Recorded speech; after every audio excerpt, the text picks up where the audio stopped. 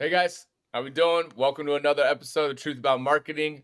Super stoked today. I have my guy Ricky Fletcher here with us. He's a director of business development and partnerships for Luma Health. Ricky, thanks for coming on. Colin, thank you for having me, man. I'm a big fan of your content. I saw a couple of your clips and I was like, shit, I got to give my perspective about this in the health tech industry. So I really appreciate you having me. Love that. Love that. Yeah, and you're our first guy that's been kind of in that healthcare space. So this is going to be awesome. I'm sure you have some great stories to tell, a lot of info for everybody. The way that we always start this out is with a lightning round. All right. So we do Can't this wait. because kind of opens up the conversation, gets some things going. So I'm going to get you like 6, 7 questions. Just shoot it from the hip, whatever you got, and we'll see how it goes. All right. All right. Ready? So, favorite marketing technology? HubSpot, because it's the most easy for me to track campaigns, to run campaigns through. Perfect. Favorite social channel? Instagram, Least favorite social channel? Facebook. Brand or person with good marketing? So brand Michael Jordan, that dude is still like, I think Nike and Michael Jordan are the greatest marketing like duo because that dude's still the most popular athlete 20, 30 years after he played and his shoes are No still doubt. selling. And I'm still wearing No his hat. doubt. Brand with bad marketing or can be Sky- improved. Skype, they fell asleep at the wheel and let Zoom take over. Very good. Very good. Favorite influencer or business leader? Influencer, DJ Khaled. I think he's mastered social media and I think he's mastered marketing because I mean, I love his music, but they're not really that great, but he's awesome on the social channel. So DJ No Khaled. doubt.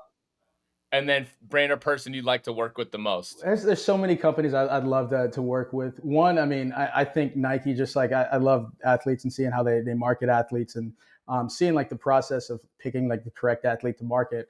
So I would have to say it'd be something in sports. So it'd be Nike. Nice. Right on. Those are some good answers, some unique ones, different than we've had so far. So Yeah. kudos, good job on that.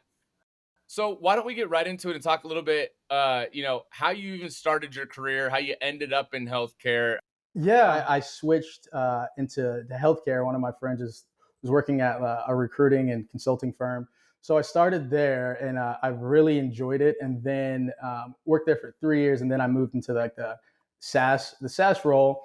And that was like the biggest difficulty, but I think it's like kind of led me to where I am. And the simple fact that it wasn't a great product, it wasn't a great company, and there was absolutely no marketing attached. Mm, And at that point, my territory was Colorado, and I currently live in Nashville, and I still live in Nashville. And at that time, I was like, all right, well, shit, I really don't know anyone. So, like, how am I going to spread the word about a product that no one knows about like in the enterprise space in healthcare? It's a different type of beast to where it's almost like a closed circuit. I think that was the next biggest challenge in marketing. Is like, how do I? And I call it like a revenue activation plan. Like, how do I turn this flywheel to get the partner to start pushing our product? So yeah, that was a tricky, I guess, endeavor, but that kind of led me where I am today, like leading partnerships and leading a lot of partnership marketing and leading business what development. what do you have to say or like to tell people, being in that role of business development? Because obviously, like you just said, it's very give and take. What's your advice to people on like getting into business development and being able to work with other companies the way that you were just talking about? Because it is very hard. Like you have to be very good at working with other people. Yeah. So, I think if your natural skill set isn't to work with others or just like you're not extroverted, it may be a little tougher. Because like a lot of it was honestly building connections and relationships, as you know, takes you everywhere. And if someone has a good relationship, they're willing to do more. They're willing to do more strategic projects with you. So, what I would say to someone starting in business development is one, like if you pick the industry that you want to be in and stay in that industry for a long time, because that's really the only way. It would be really hard for me to go into a different industry and kind of learn the game, so to speak, and all the players of the game. So just stacking that experience on top of each other and look at every position, because you're never going to start off at the top. And I was reading a book by Mark Cuban, and his biggest thing is like, hey, when you're an employee, you don't own your business. Your job is to learn every day on the job, and you're getting paid to learn. So I always took that, and I always kind of put that in application. Like, hey, this may be the job I have today, but I'm getting paid to learn more about the industry, and I'm getting paid to learn about or building my relationships and like my territory and book of business. So I'm going to be able to cash out on that later on. So stick in the Yeah. same industry, build deep relationships. That's good. That's good. I know for a fact, obviously in the beginning I worked in sports right out of college and thought that's what I wanted to do, but just wasn't a ton of money in it. Felt like the growth wasn't there. Like it would take many, many years to kind of move vertically. So, Yeah, then after that, I was like, okay, I'm going to get into tech because like I do love yeah, technology, a lot of growth, a lot of abilities to make money there. So, and then I've pretty much been in ever since. And then realistically, everything we do now has some sort of tech element. Doesn't matter if you're selling a yeah. B2C brand, B2B. So super interesting. Healthcare was one that I got some exposure to at my last company, Ignite. Like you said, it was very interesting how smaller kind of, I don't want to say closed off it is, but just like there's a very limited, amount of people or leaders and companies that are in that industry. So I had customers like Gilead, Viva Systems, and it was so funny because like these people, like either one went from Merck to Gilead, and then they ended up Yep. somewhere. Like they all kind of like move around and change. So what's that like being in a place where you feel like you have to be kind of on with your relationships because one bad relationship could really send you the wrong way? You're right. And so there's actually so that can be actually a good thing because you're right. The executives do kind of turn over quickly, but there's a lot of value in that and curating those relationships and developing it. Because I look at it as, all right, I've sold to you at one place. Now I get a chance to sell to you again. But like we're still leaving that the original health system, our original customer, with a great taste in their mouth, and they still love working with us. But now I get to expand along with you. So that part is like really cool about it, and that's what, like the advantageous part about it being like a pretty closed circuit, is that like it is pretty insular. So if you know where somebody's moving, they're usually moving to like a upstream into a bigger health system that you've also been prospecting to. So you're like, Mhm. okay, this is like, let's just turn this all into a positive. So what's and let's talk about that. So too, like you mentioned, I got a horror story as far as a bad relationship. I'm assuming it has to do with some sort of business deal or something. So let's talk a little bit about that. I want to Okay. kind of give people the perspective of, you know, what was a great activation that you had like with somebody, and then give us an activation that didn't go so well. Just so that people have perspective like how it goes and what you do and what that kind of process looks like even. Okay. So you want the horror story first, or like the or Sure, let's the do it since it's on topic. Let's do horror story All right. first. All right. So I think I'd mentioned earlier that I really started in Colorado building deep relationships. And that was like 4 or 5 years ago. So fast forward into now, a lot of those people, a lot of those leaders are my mentors, and Mhm, I lean on them for everything. So they referred me to another, like a health system, and female CIO, and she was awesome, and she was connected to like my entire network. So I was like, this is going to be like a slam dunk deal. And I'm not an AE, but I have to bring an AE on to like actually work the deal. And in our proposal slide, Colin, and I will show you the picture. There's a, like, on the slide in a bullet, it says, "Don't be a B word," and it was like, dude. And like I said, I'll send you this, and like my face, like I'm about to melt, but I'm just so like furious. I could not believe that like that had slipped into a slide deck or it didn't get erased. And I'm thinking from that point, I'm like, shit, dude. I've worked 5 years to build these relationships, and something like that, that's going to right? derail me. And it's going to like, yeah, it's going to put a stain on my name almost like permanently. So just the damage recovery, it's still in process because, surprise, surprise, like she still hasn't called us back to say if we're going to get that deal. Right? Um, yeah, so that happened recently, and yeah, I'll have to send you the picture of the slide. Cannot believe that That's anyone would funny. ever like put that on a slide to the chief information officer, like the chief buyer essentially. And it's like a I female, mean, and it's I've working had kind slip ups where you put the wrong company name or the wrong like logo or the wrong, but never put the word bitch in in a presentation. dude. And the worst part about it was we're asking for hundreds of thousands of dollars, right? And so we're going over our strategic vision to make sure we're in line with what she's saying. Our Yeah. last bullet on the strategic bullet, or on the strategic vision, says, "Don't be a bitch." And like I still absolutely floored that about that. And of course, I lit the world on fire with that AE and his boss and everything. Absolutely, absolutely. And again, so I having been on both sides, like marketing and sales, right? It's, when you're doing these deals, and again, even it could be partnership activations, it could be a partnership deal where like, hey, they need your software and a partner software.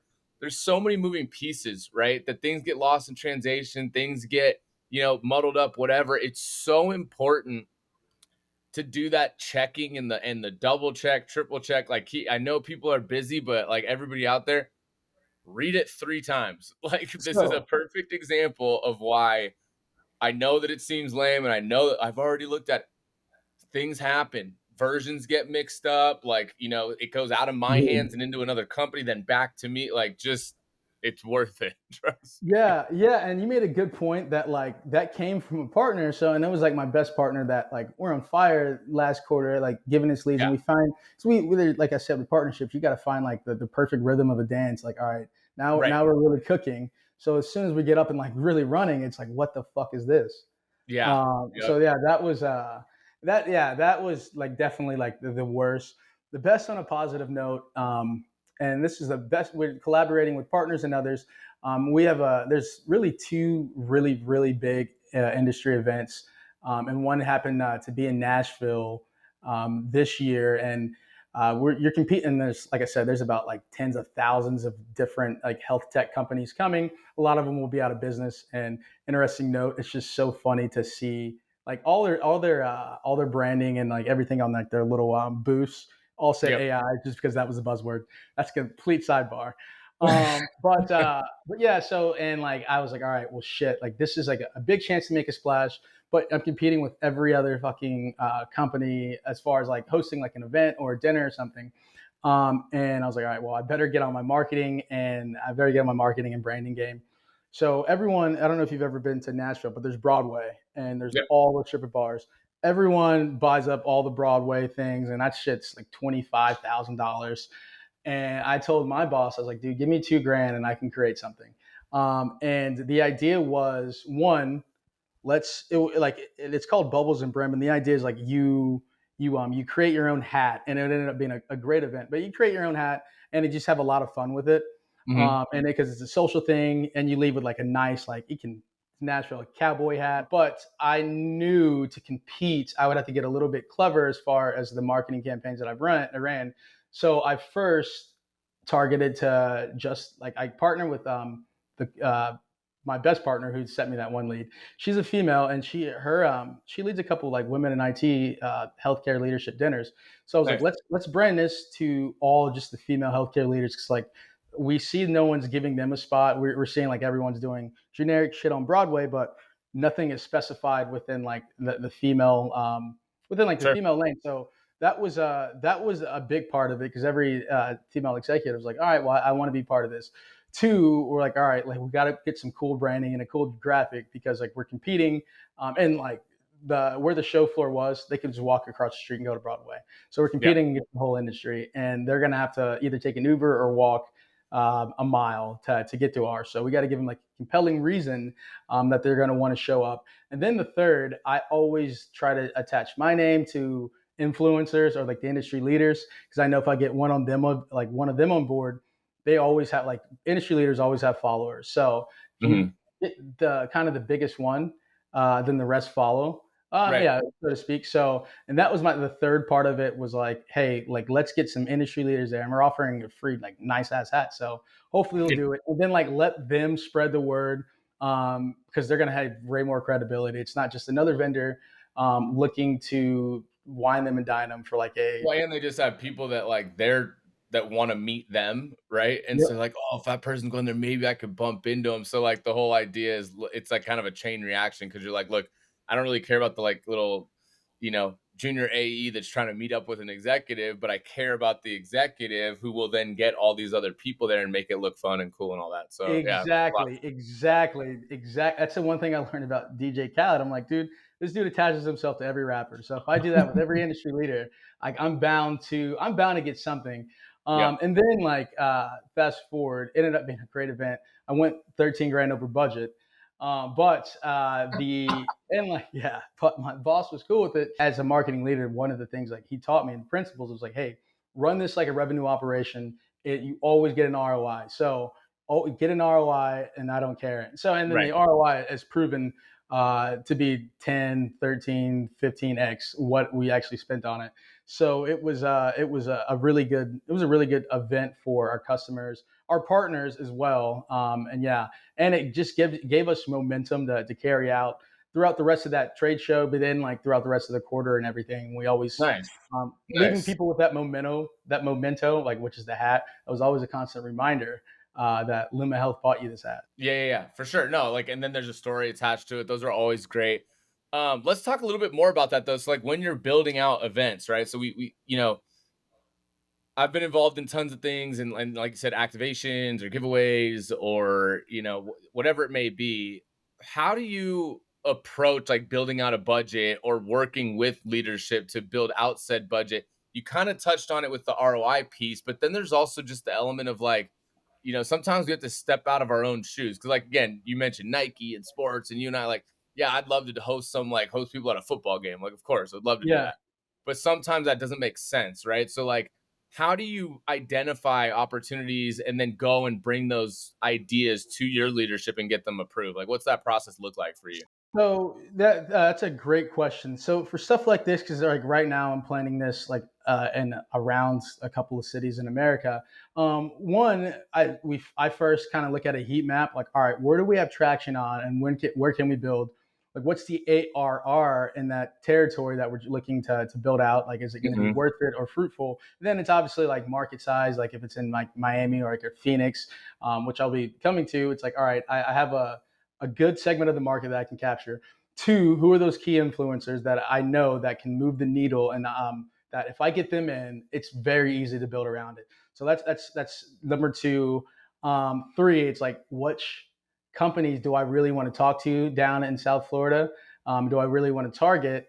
And once I know who those are, I find like a partner or somebody that has been like working that area. Because like my thing is, I'm not the first AE or first business development person or first marketing person to sell in this territory. So somebody knows somebody. If I Right. get them in, so I take the approach like I get them in, I sell them on, hey, we have customers down there. Let's bring everyone together. You bring your people, and then it's like one big mixer.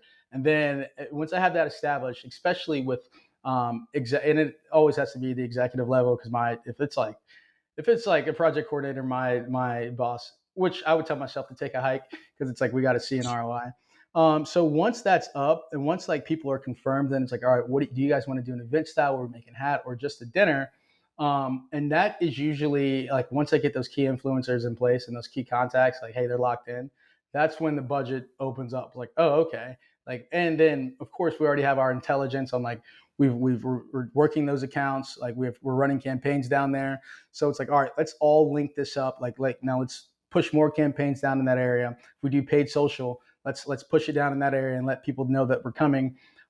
Leverage our CSMs and our SDRs to also drive, Yep. and try to just exhaust that channel. And then like the culmination, it's usually me and a few other partners and a few other people coming together, but bringing the business leaders and it literally just exchanging contacts, exchanging referrals, exchanging thought leadership. See, my thing with planning stuff too, like in doing marketing, and again, whether it was media dinners or media events, or it could be some sort of like again, I've worked with business development, like activations, like things like that. I was always a fan of like experience or things where you could be up and moving around and Yep. like engage, right? So things Yep. like Top Golf or even like bowling or something like. And again, there's a little bit of competitiveness, like shows Yep. your personality, right? I'm just, and I want to hear your take on dinners because I've done countless amounts of media dinners, customer dinners, partner dinners. The whole dinner thing is fine and people enjoy like a nice drink and some free food, but like Yep. it ends up turning out to be like a wedding, right? Like you Yep. put these place cards down and you're trying to put the right person next to the right people. And I usually feel Yep. like I do pretty good at that, but like I still just don't like the setup for the simple fact that like you only get engagement or get to talk to 2 to 3 people that are around you when really Yep. I'm trying to work an entire room. You know what I mean? Yeah. Like I don't want to just talk to the 2 or 3, even though those are the most important and that's why I put them next to me. I I want something that's more where I could literally handle and talk to everybody. Dude, I'm so glad you brought that up because I feel the exact same way. Dinners, I think they can be a little stiff. I think Mhm. that people, because like it can be awkward because like if you're sitting next to strangers, but you're like you're limited to the people, like you said, you're limited to the people that you're sitting next to, then it's a Yep. whole bunch of it's a series of different awkward conversations of people trying to get to know each other. As opposed when I did the hat thing, I branded it Bubbles and Brim. It was an active thing. There was music playing, there were people like getting their hats, and like it was almost like a Chipotle style line. Like you get your hat, but then you like get all these features done around it. And so people are up and moving, and we have like food in the back, and people are like social, like asking people, "What are you doing with your hat? What are you doing with yours?" So everyone's kind of coming together. And what that really did was like our current customers and our prospective customers, they really mingled, and naturally, like they started selling about like Luma or whatever without Yep. like any type of like it wasn't forced, it wasn't Wasn't contrived. forced at all. Yeah, yeah. Yeah, the Yeah, dinners end up being forced because 'cause you're, like, forcing conversations, then, like, even when it is fruitful, right? Like, yeah, I've had it to where, like, okay, the CEO stands up and talks a little bit, but it's very one directional, right? Like, he's getting his point across, but then, like, unless you open it up for, like, a Q&A where people at the table all feel comfortable asking stuff, it really never gets to the point that you were just talking about, where people yeah. are naturally just mingling and Yeah, talking and yeah, because like you said, to your top golf point, and like if there are a bunch of people in the same industry, like they're two executives of healthcare or healthcare shops, they will naturally start talking about healthcare, which is yeah, awesome. Just like and like we'll naturally start talking about like, oh, what do you do? But it's never forced if it's like people are already like up and mingling. They'll be like, oh, do you typically golf? And it'll be something completely just like benign in the sense like it's not we're not talking about work, they feel less threatened. I feel like when people come to dinner, they're like, all right, this is a solicitation dinner. So yeah. I gotta keep my guard up because the whole purpose of this is for like the vendor to like gain business. And I know Yeah, that.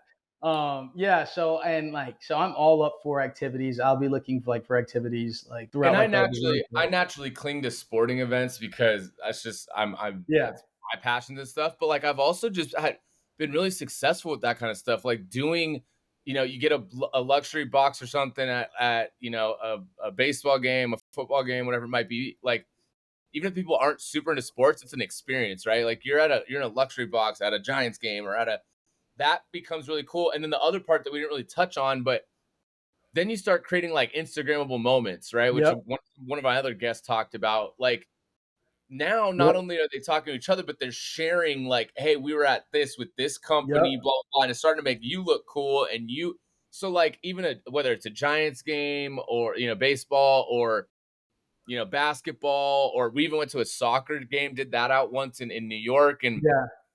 they're Yeah. sharing, they're Yeah. posting, and like a lot of these, some of them, like these leaders have a lot of really high value Yep. contacts, whether it's on LinkedIn, Twitter, like whatever, so that's where too, I think it just the whole event thing and planning and doing these kind of things is so important. So for all the marketing leaders, CMOs, like do events, like Yeah. do these networking things. It's super important for bringing people together and then creating like a multiplier effect. You're so spot on. I think it's been our, at least for me, it's been my greatest form of business development. When I try to achieve my pipeline numbers off of events because one, they're fun, but two, like you said, when you have one like if the top person in the healthcare IT industry, if I have them at a sporting event with others, it's more Instagrammable, but transfer that to like LinkedIn Yeah, and like the people that I'm trying to also prospect to, they're seeing that and like and I kind of noticed it because I did that. I straight up I would photograph myself with all like there, as many industry leaders as I can to kind of build my following yeah, and build credibility. But as far as like an event, I think it's the best because the sporting event or whatever you're it becomes secondary. The sporting event becomes secondary. It's just the venue that you're taking advantage yeah, of. And if you're in a box, you're sharing drinks and like they usually get like a souvenir, like a baseball bat, and then yeah. they're like, oh, it's great for their kids. They don't so like you're not even watching the game. It's just kind of going on in the background. Right. But like yeah, what you're doing is you're still building camaraderie. You're still building natural conversation, and it's not like forced like a dinner where it's awkward. Yep. Absolutely. Absolutely. So, we talk about that as far as like revenue generation and things like that. That's super important. Like you said, credibility, visibility, all those things. What are some other, so let's say again, you don't have budget.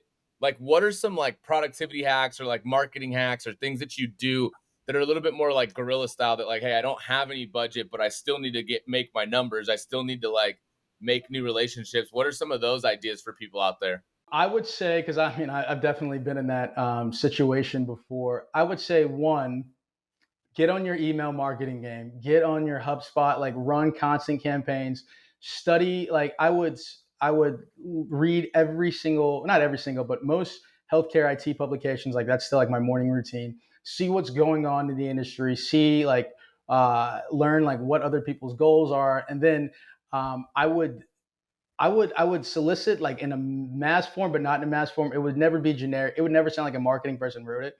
It would always be authentic. Showing somebody that you understand their business, I think, is so impactful because when you get these just like rudimentary marketing emails, they always are going to fall on deaf ears, and you're going to become immune to it. So it has to be something fresh. So that's where I would start. Get on your email marketing game, but have something to say, offer a unique, interesting perspective. Two, like I said, I would go to like these like social events. It was called hymns. The price of admission was like $15. So it's like, all right, we don't have a big budget. If I can afford to go out there, I can be my own marketing tool. As far as you go out there, you be present. You make sure like you make sure that you're selling your product, but without that you're not selling it too hard. The whole point Yeah. of it is to work through them and build those connections, and don't be aggressive on it. Just let it like man, let it come to you. Like it'll eventually like you. So I would say definitely find out where the thought leaders are going, where the thought leaders are they're getting their information, and try to be in front of them. And that usually costs next to nothing. And then like if it's a company, make sure I think utilizing SDRs are kind of I think they're underutilized. And I know like the nature of the role, it's kind of sucks, but it is necessary. And I Yeah. think like if somebody has SDRs, utilize those as your marketing force. And I think they should be graded on different metrics instead of just call set. I think they raise brand awareness and notoriety. So even if they don't get a set, they're still doing something. And that's the tricky part about marketing and SDRs. Like the metrics might Well, not always speak out. what's super interesting about SDRs and for everybody else, SDR is a sales development rep. So what's interesting about them though is like depending on their tone and the way that they're outreaching and the style of their outreach, you have to be careful with SDRs because I do feel like they're underutilized, but they can also rub a customer or a prospect For the sure. wrong way, right? So like maybe the person actually did have a need and it was the right time, but they did not like the way that they were approached, right? So Yeah. like that could be aggressive phone calls, be like, well, I'm sorry, Yep. did you not have a problem? I'm sorry. Like, just I've heard horror stories. I mean, we've all being in sales and marketing, you hear a million and one stories about like, oh, this happened with this guy or this, obviously corporate sales bro or whatever that's on Instagram has hilarious videos of like sales calls and things like that. But it happens. And so like you have to be very careful of that too. I always kind of like to say that I keep everything or I control what I can control, right? And so for me, in talking about this subject, I'm always just trying to personalize this as much as possible Yep. to be like me be involved, me be authentic, and not spray and pray. Some people are Exactly. just volume and numbers people. I'm ultimately about I've been, I worked for a woman, Pam Gonsalves, and she was big into account-based marketing, right? To Yep. where like Yep. you saw an account and you just spent your time figuring out how to penetrate that account and go win that account. That was way more fruitful or just like filled my kind of working heart a little bit better than just trying to just grab anybody and throw a net and pull any fish into the boat, like Dude, the spray and pray, I think it's largely wasteful because I think, like I said, like if you're not coming with them with something interesting or offering like a unique perspective, like what's the point? They're never going to listen because yeah, I mean, they're going to become immune to all the kind of minutia and bullshit. So I think, at least for me, I think it needs to be very targeted and it needs to be very specific so it doesn't look like you're reaching out to everyone. yeah, And that's when I talked about bubbles and brim, I made sure that I was like, no, I don't want the marketing team. I need to write all of these personally to kind of like show them that like I understand where they're coming from. I understand a little more about their business. But account-based marketing, I think, is another thing that you said, like if you don't have a lot of money, I think that's underutilized, and I think people should also go to their current customers and spend time with them, because I think those are the greatest marketing tools. Somewhat like your customer speaking within your territory, and that's a lot of the things that I try to drive with campaigns too. Like I said, I'll use those hymns. I'll go to like the chapters. I'm sorry. I will go to the healthcare IT, I guess, social organization chapters within each Yeah. state, and I'll have one of our customers speak about what we're doing. So, like for instance, in Phoenix, there's Banner Health, where that's one of our customers. But now I Mhm. want to go get like Honor Health, so I'm going to try to use Banner and be like, hey, this is what Banner's doing, and they're a leader in the industry, and hopefully Honor takes exception to it. Well, it's kind of funny. So, like, and not to, I mean, I don't know. It is, it's kind of a taboo subject, I guess, if you frame it this way. But like, we kind of talk about everything, or at least I did in sales and marketing, almost like dating, right? And so, like, you're courting somebody, you're trying to give them your best, who you are, and all that kind of stuff. But I always would like say to people, and our guy that I used to work for again, Charles Lawson, he talked a lot about value chain. And I always would be like, God, it's literally the same as when you go to date somebody, or you see somebody online and you're like, oh, like maybe I could find an intro. It's like, yeah, you're trying to find somebody that knows that person that will give you a good referral, and you have a much better Exactly. chance of getting a date with that person than you do a random stranger on the street, right? Like, Fact. it's pretty simple to think about. Like, if you have like a cute friend or something or whatever, and you're trying to meet that person, how are you going to do that? You're going to see Yep. if you know anybody that knows her. Same thing is going Exactly. to happen in business. Like, hey, like you just said, I'm trying to get to Honor Health now. Well, Banner Health knows Honor Health, so I'm going to have them try to introduce me to Honor Health. It's all about value chain, right? So that's another, for me, a low budget, really easy way to just try to like get engagement, meet new people, meet new prospects, right? Like, value chain. So it's funny that you say that, because that's really the only way to survive in the enterprise space in healthcare IT, because it is such an insular and small community. And I've talked to like my mentor. It says is like, hey, you kind of need a referral to get into me. Right. And he leads like a large academic health center a system that anyone selling like health tech, they're going to want him as a customer, and he knows that. So it's like you said, like you value chain is huge, because the only way you can really get to these people, like those top decision makers, is through a referral. So Yeah, it's about leveraging your network in order to make that connection that you want. for sure. And so, one of the other things that helps as you start to make these relationships and kind of keeping everything together, right? Um, Clearly we're very fortunate to have technology, but like there's all these different kind of softwares, right, that help us, again, whether it's relationships, like you have again your LinkedIn, your social media that keeps that together. You have your HubSpot that's for like email and campaigns and tracking like any kind of communication you've had. But what are some other kind of software tools that you use, to whether it's to help organize or whether it's to help outreach? Like, what are some other things that you use that are really important for your workflow? Dude, honestly, like for Eventbrite, that's actually that. So that like, I don't know if I can run like HubSpot campaigns as far as like sending an invitation, but I obviously want to track those metrics as well, because it gives like our AE and our SDR team like a list of follow up who's all there. Mhm. So I would definitely say like eBrite or Eventbrite, or like I'm not sure what they call it, but I use that. That's like really not talked about very much. Um, and then like honestly, like it's a lot of LinkedIn, a lot of LinkedIn, seeing who people know and trying to build that way. But yeah, I think Eventbrite is huge for me, and then LinkedIn. Okay. Yeah, I think so. The other two that were really popular for me, at least, obviously CRM wise, like everybody uses Salesforce or whatever, some Yeah, form of Salesforce. Don't even get me started on dirty data and inability to like actually extrapolate what you need, and then like yeah. the leadership asking you to fill in stuff that literally does not matter. Like, that's a whole nother thing.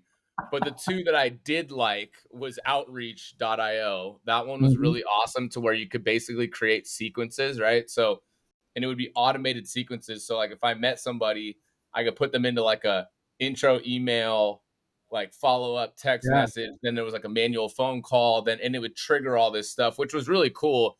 And then also because the marketing team could create them for us. So when I was doing sales, they could create a sequence for us, and we would just run these sequences, And you could also there was all the metrics and everything to see, like, Yeah, which ones worked, which ones didn't. That one was really cool. I dude, forget yeah. there's another piece of software that we use. I loved Gong, and Oh, that was I was literally just about to say yeah, gong. Gong was awesome to, like, hear other people's calls and, like, understand, like, what's working, what's not working, right? Like, how you're approaching a certain topic. That one was awesome as well. Dude, so Gong is one that like it's adopted by everyone in our like honestly, like all of our for Luma, every single one of our Zooms like has Gong in it regardless because it is great for tracking, like especially for new reps. It's good for them to learn and hear people on the phone. But it's our marketing team uses it because like they're not in like the day to day as far as like how healthcare IT is actually like what's done, what's under the hood, and they don't really know how to speak to that. And because they don't, like it's hard to market to like Mhm. what are the buzzwords, what are like the trend industries. So I think Gong is a fantastic tool. We actually use Outreach, and now our SDRs use a tool like it's literally an auto dialer, and it doesn't stop until you Yep. get name. The down part about that is like there's only so many prospects, and you're going to run out eventually. So you just keep refilling that, but outreach is something that we always use, and there's also something called Nooks where everyone like it's almost like a chat room. You can hear everyone's calls like live. So like and SDRs will use that to kind of study like hear what everyone else is doing. But Gong I think is very underrated within the sales organization. It makes you better. It's like you're an NFL team reviewing tape every week. Like I think it's a Yep. necessity. Yeah. I forget what the name of the we had a dialer like that too, where, like, it would just dial down until somebody got on the line, and then it would, like, transfer you over. I forget what it was called. But yeah, no, there's so many tools out there and so much technology. I love getting into those conversations during, like, these chats with people in different roles because obviously everybody uses different stuff. Yeah. Um, but it's I think that's very important. It's to utilize the tools that are available to us. Obviously, like, and again, we kind of touched on it before, but like the whole AI thing and machine learning, like, look, it's important. I think it definitely like helps jumpstart activity or makes you, you know, a little bit more efficient in what you're doing. I've said this before, I do not think that it's replacing people. I do not think that at any point in the next at least 5 years that we're just going to take the hands off the wheel and let AI do our jobs. You still have a human element. You still have to make decisions. You still have to be creative. Like AI, at least to my knowledge, or I haven't seen anything thus far, has made it like a full blown creative marketing campaign that saw it like start to finish that was successful. I'm sure someone out there has coded it or done something like that, but like at the end of the day, the vast majority of what comes out and what we're going to see is still going to be human driven. I absolutely agree, especially from the standpoint like AI. It's not a necessity. It's a very nice to have, but it's not a necessity to Right. run any marketing campaigns or really to do anything. It's just like we're very lazy, so we're letting robots and machines kind of take over our jobs. But there's nothing that's going to be because I mean AI is just an aggregate of all human activities. So I think if someone's usually smarter than the average, so I think the top tier marketing campaigns or whatever it might be, it's going to be done outside of AI because for obvious reasons. Absolutely. Absolutely. So let's talk about kind of one of, the people talk all the time about their accomplishments, their accolades or whatever, but like been one of the biggest challenges for you, like where even right now in your career, like what's one of the things that you feel like you're trying to achieve, or there's a hill or hump you're trying to get over right now in your career? I think it's just like mastering the business development playbook within like healthcare IT. What level, like, and on a consistent basis, because your numbers are your numbers and you hit them. But I feel like I don't do it in a repeatable way to where somebody else, not named me, could actually execute it. Like it Yeah. would be, yeah. So I mean, if somebody else tried to do it, it'd be like, all right, well, you can't because there's really no playbook. So mastering like the playbook and like the ins and outs of business development within healthcare IT, that is still something. And I've gotten like a career coach. I've tried, yeah, and it's a work in progress. Nothing's ever going to be perfect, but that is what keeps me going. Just trying new things and figuring out like, is this gonna be a part of the game plan or not? Like, how did this work? Did I see it in a return investment, whether it was a time investment or financial investment? I still want some type of return on it. So I Yep. think like to get me over that hump to where I feel like, hey, put me in any situation with any company, and I can make it happen. I think it's just mastering the business development playbook and the partnerships playbook, and really the marketing playbook, so it can be repeatable to other people. Absolutely. Absolutely. And then, okay, so one more question for you on that. What is one common myth that you is about whether it's the healthcare industry or your job specifically? Like, what's a big myth or misconception that people have about it? Because you kind of touched on that, that like, if I want to be able to create something that could rinse and repeat that like somebody else could do, but you feel like you can't. So in my mind, there's something there that people think that they can do this, but they can't. So what's that common myth or misconception?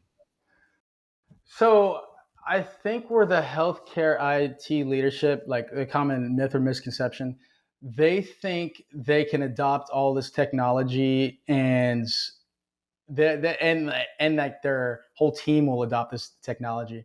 They spend hundreds of thousands of dollars on various like a huge tech stack, but they kind of realize like there's no one there to one do the change management or grow adoption of it. So a lot of that stuff falls like flat on its face.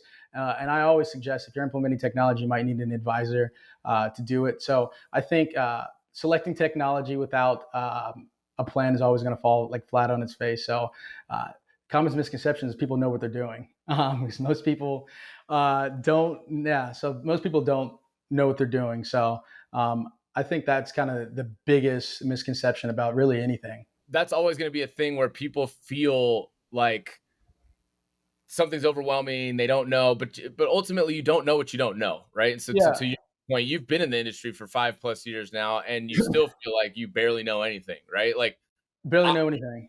I've been doing marketing and sales for 10 years, and I all the time am going, how do I not know this? Or oh my God, Yeah, like I have literally only scratched the surface. But meanwhile, people on the outside think that you know everything. They're like, well, yeah. yeah, he's so good at marketing. He's so good at I mean, I've had wins. I feel good about some of the things that I do, but I'm not I still feel like I'm not even close to where I wanna be, you know? So yeah, dude, and I feel the same way because it's like I always think about that. I'm like, all right, well, when the hell could anyone have mastered that, like the practice of marketing or whatever, in like the 5, 7 years that I've been in it, or even like 10 years? I'm like, they still largely don't know anything because it's almost like golf. You could be just practicing bad habits over and over, so you're never really like, even though you play. We're wrapping up. Is there anything that I haven't asked you or anything that we haven't touched on that you wanna touch on? I would like to ask, what's your favorite marketing book or book about marketing? So, I to be honest, I'm not a huge fan of marketing books per Yeah, se. same. Because I feel like they get outdated so fast because of technology and everything. Now, again, conceptually, of course, there's going to be things that blue ocean strategy and different things that like still kind of apply. You just have to adjust based on technology and what we have today. But one of the books that like I absolutely love, and we talked a lot about relationships and the way that you present yourself and put yourself out into your career and even in your personal life, is the book Never Eat Alone. I've actually read that twice, and it to me it just kind of reinforces that idea that like anything that you could be doing yourself you could be doing with other people, right? And broadening your network and growing like your presence in any situation. And so it's more about the idea that you're never doing anything by yourself, and if you try to do everything by yourself, it won't work. You need Yeah, other people. You need to create relationships with other people. And it's not to say that like be superficial and just eat lunch with anybody. But it's the yeah. idea that like you should always try to be working with other people. Yeah, I think I need to. I'll put that down to read. Never Eat Alone. I'm the same way. I don't like traditional marketing books, but there's a book, a Malcolm Gladwell book called Tipping Point. I think it's like the greatest exercise in really social science and human behavior. There's obviously like it's a largely about like various case study about marketing and stuff, but like the idea of it, it's like what gets a message to tip, and that's what we're trying to do with any product that you try to bring it upstream. You're trying to get Yeah. that market. You're trying to get that message to tip, whether like it's regionally first, then naturally. But it kind of goes through and shows that natural progression. It kind of goes through and like defines what makes something sticky, how many times people need to be reached, what falls on deaf ears, like solicitation phone calls and emails like that. Yep. So like, and I've read that. I read that like every couple of years just to kind of keep a refresher. Yep. But or at least not the whole, not front to back, so to speak. But there's definitely a couple chapters that always go back. So I think Tipping Point is a great book on social science, which really helps on marketing. Yeah, that's awesome. I'll have to put that one down as well. There's, I don't know. I feel like again for me, I'm just more into the learning from what people have done, right? So again, your boy Phil Knight at Nike, like Shoe Yeah, Dog, great, that's a great book. fantastic book. Fantastic Again, book. it also like I don't want to say humbled me, but it was also like, look, a lot of things throughout that story and what happened to him, like right place, right time, or just something, like even though he worked his ass off, like there were still things that happened for him, and he also took his lumps, right? Like when he Yeah, failed, like he just kept going, right? And so, we yeah, quote our boy Mike or whatever, but it's just like, dude, keep going, right? No matter what you're doing, dude. keep Oh going, yeah. right? Absolutely, dude. Like the perseverance that he showed in that, like that's why I loved it because there were so many times that like Nike wouldn't have been like created, and there was so many like low points. So yeah, that I think that book was like really, really good, and it's fascinating. It's like, dude, you gotta persevere. You gotta take your lumps. But I think I think a point that everyone should take is like, man, you got to learn from your mistakes. Never repeat the same Yeah, mistake twice. Always learn. So yeah, that's a 100%. great example. 100%. So, I ask questions like you just kind of threw out the book one, but is there anything else like that you want to ask me before we wrap up? So what's next for you in your career? So right now, obviously, I've been doing this and started my own marketing agency where I'm kind of helping companies go to market. But I'm also super stoked. I'm working on a partnership with some friends on a company that basically does online property management. So as people continue to buy more rentals and they're doing more kind of Airbnb, VRBO style, we're going to go ahead and create this booking platform that we actually have like real live people that will assist their guests and everything, and take a lot of that pressure and burden off of them. So I'm really stoked about that. I'll have some news on that here pretty soon. But ultimately, I think I'm just trying to be more entrepreneurial, right? Like I'm Yeah, trying to get involved in more things. Um, you know, be able to lend the expertise that I have in sales, marketing, business development, and just help companies grow. That's what I'm passionate about. I love yeah, building companies. I love seeing them go from these startup stages of yep, nothing into a big, large, even just some kind of exit, right? Like that's what we yeah, all want to see, and then keep it going and learn from those experiences. And so far some things have worked, some haven't. I'm having a blast doing it, and it's probably the most alive I've felt in the past 5 years, right? Like just in terms yes. of, working in tech and working in Silicon Valley was great, but I just kind of felt like another rat in the race versus now I feel like I'm getting to do a lot of things on That's my awesome. terms and it's a lot more fun. So, Yeah, that's awesome. Last question. I don't consider like things like losses. I consider things learning experiences.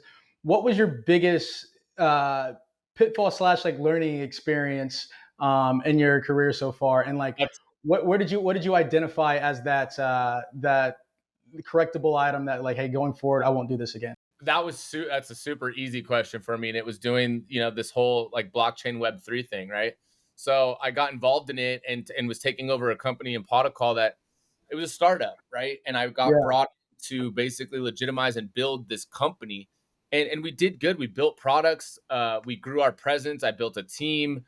There's some solid marketing efforts, did by all intents and purposes, it did everything right. But it was an industry that was very experimental. And to be completely honest, like I couldn't stop a tidal wave. Like what happened with FTX and yeah, Bitcoin and everything else. And it's not so much that there was learning lesson in like, hey, don't take chances, but it was like that was something that was such an extreme as far as experimental. It's not like even to this day now we still don't know what's going to happen with Bitcoin and Ethereum. It's been around for, however many yeah, like multiple years. And that was something that, yes, it was a failure. Yes, it set me back. It was really tough. Like I felt down on myself. Like that was probably one of the first times in my career where I really, or even in my life, where I really felt like I failed, like failed. And even though that happened, I'm glad it did in the sense that I wouldn't be where I am right now, like sitting here having to make some decisions, having had to start my own thing, and a lot that happened since then. But the learning lesson for everybody else is again, you try things, you take chances, you take risks. I spoke with my family about it. I spoke with my wife about it. I made sure that it was like something that we could all weather a storm if it went bad. And Yeah. we I was gonna say, like, was it like, because I know that you did that, and it was a good idea. Like, would you say that was a byproduct of timing? Because at the time, everyone's kind of leveraging blockchain technology, and the little FTVs. I thought there was gonna be a hit because I'm like, people buy like a Van Gogh painting, and for the simple fact that, like, I mean, there's replicas, but there's simple Yeah. fact like it's the original. So it's like, why wouldn't they do that digitally? And people can like digitally reproduce stuff, but it's never the original. And if like the Van Gogh painting is gonna and hold forever, I thought huh? partial ownership from the NFT standpoint. So, like, let's say, again, there's some sort of like memorabilia or something, or like you hold an NFT for like a Babe Ruth sign. Like, there's a physical asset, but I have an NFT that says I own a fifth of that or whatever. Like, that made sense to Yeah, me, right? Like, there's a lot of things about this space that still make sense, and maybe they work out in the future. But I look at it and say, too, like, the amount of people that were trying, and I think it's kind of it's by our nature as humans, like we want to think positively and we want to see yeah, things move forward. But in this situation, I think people just were so so quick. um Yeah, yeah, they were so quick on the draw, but they just wanted so badly for it to be a thing. yeah, And again, I wasn't the only one that was like bullish on it and trying to like make it work. There was thousands, if not millions, of people that have like jumped on board or got involved in some way, shape, or form. And celebrities, you had Tom yeah, Brady, Giselle, and Kevin Hart. And, it happens. Things happen. The one thing that I always like want people to know and like that have gone through this experience, because obviously like there are people that lose money or have lost money. I lost money. Like, yeah, try to make things work. And I did things the best way I knew how. I did it with integrity. I knew I was always trying to do everything by the book and be, above board, because there are a lot of shady actors and a lot of, really shitty people that were in that space. That yep, was the other thing that I didn't like, is that there was so many bad actors and so many people doing just really shady stuff that I didn't feel comfortable, because that wasn't me. That's not me. I don't like yeah, doing that. So, needless to say, out of that industry. You won't see me doing anything in crypto, Web3, blockchain moving forward. Went back to my roots of like what I know how to do, and that's build businesses. Whether it be tech company, a B2C, a yeah. product company, a coffee business, right? Like, that's back where I'm at. So Yeah, no, but it's like, I mean, it's almost like the .com era where people were capitalizing, and like obviously there's a lot of fucking websites that do work. So, and I yeah, still and like blockchain is moving into healthcare, and I still think I like crypto. No one actually told me like why it was valuable, other than uh, people are investing in it. Besides Bitcoin, is like you actually have to mine that. So I was like, all right, mhm, there's a finite amount of that shit, which gives it value. The other shit, I'm like, there's not a fine, like they're just making this shit out of thin air. Like, why would somebody put their money in it? So like, yeah, Bitcoin I was like, all right, there's a finite amount. But like that's like, or NFTs, like I said, I still get the concept because people still buy old paintings because it's the original. yep, But yep, yeah, yep, like the crypto, I'm like, I don't. No one still told me why that shit is valuable, other than people are yep. investing in it. But awesome, dude. Thank you so much for having me. This has been a lot of fun, and I love hearing different marketing perspectives. Because at the end of the day, in healthcare, like I said, there's tens of thousands of companies. Everyone fucking can do the same shit, and that's the thing. And it's up to marketing and branding, for like it's up to marketing and branding of that company for somebody to actually stand out in that crowd where everyone's doing the exact same thing. Yep. No, absolutely. No, these are, as much as it's like, hey, I'm doing this, for me, like it's also for everybody else. We have these like great conversations. Like, I end up getting a lot of value out of this. Like, I love Yeah. doing this. Really appreciated getting your perspective. And I gotta give another big shout out always to High Level, uh, amazing software, marketing software. I use it. I use it for this podcast. I use it for my business. They have an amazing affiliate program, so check them out. There's a link in this video, and also a link in my bio. But yeah, Ricky, really appreciate it, man. Can't wait for this one to come out. It's gonna be awesome. Yes, man. Thanks a lot. I'll hit you up next time I'm in Arizona. Perfect. Sounds good, brother. All right, man. Bye.